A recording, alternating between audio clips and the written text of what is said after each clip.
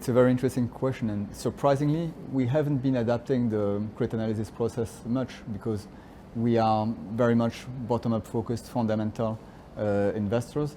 And yes, there has been big events since the Liberation Day, but the way we conduct the credit analysis hasn't really changed, which is focusing on fundamentals. To give you an example, the pressures on supply chains and international trade coming from the disruption in tariffs. The general disruption in supply chain is not something new that has happened in the market since Liberation Day.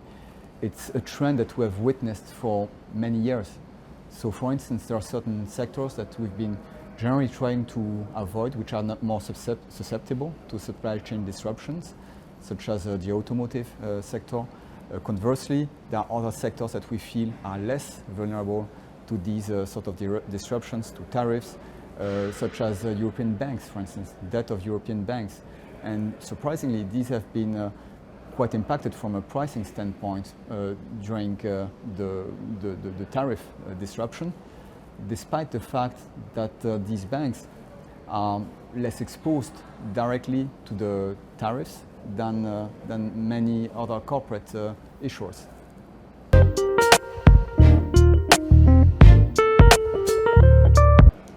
So I would say the credit markets are driven by a lot by technicals at the moment. If you look at the spreads for high yield credit, for instance, at the 1st of January this year and today, they are the same level, around 280 basis points. So you could have thought that nothing in the world has changed. But since the tariff, the fundamental picture has changed materially for many corporate issuers, for business models. The risks have increased in the credit markets, but the valuations remain at levels that are comparable to the beginning of the year. In the CLO market in particular, we can also see the demand for the asset class. To give you an example, year to date in Europe, we've had 107 new issue CLOs pricing, representing 45 billion of new issuance. If we compare these figures to the same period last year, there were 75 new issue CLOs pricing for a total issuance of 30 billion. So meaning 50% more issuance in 2025. So there is a big demand in the market for CLOs. I think also driven by the strong performance of the asset class in 2023 and 2024. And so the technicals are very powerful.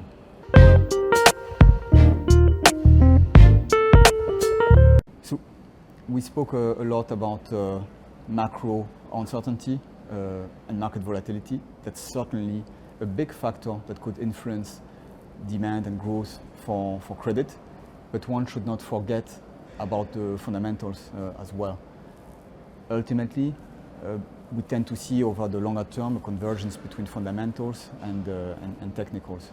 So this is something to watch, and this is precisely the moment where it is important to do deep dive credit analysis, especially in a market that is so driven by technicals, to filter out the weaker credits and select the stronger one that would be more resilient over the months ahead. On the CLO specifically, the demand is in big part driven by the AAA demand for CLOs, which at the moment is very strong. What could disrupt that demand or somewhat weaken that demand can come from multiple factors.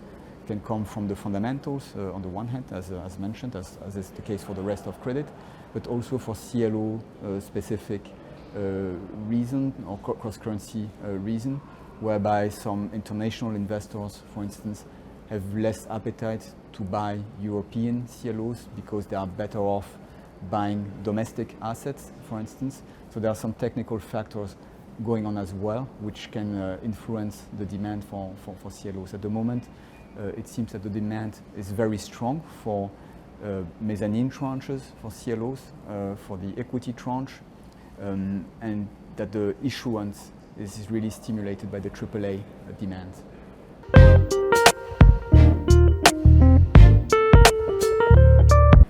So I think the asset class is very well equipped to cope with higher default rates, provided the one selects the right tranches, the right risk exposure within that segment. But CLOs have an inherent ability structurally to cope with defaults. So I think in an environment where we can expect more uncertainty in terms of the fundamentals, it's a good asset to help absorb negative news on the fundamentals, even though this may come at a price of heightened volatility. But so one needs to be prepared in terms of risk calibration, to be on the one hand invested and protected to rising defaults, but having the ability to seize opportunities in the market offered by volatility and higher spreads. Second, CLOs are floating rate instruments, meaning these instruments can cope in an environment where interest rates are rising without being directly impacted in terms of valuations by higher rates. So they can fit very well within portfolio construction. So we think CLOs have a role to play in our funds, in the portfolios, and they are a great instrument to add in the portfolio, provided one has the ability to purchase CLOs within their funds, which is not always easy because the barriers and the expertise required to invest are quite high.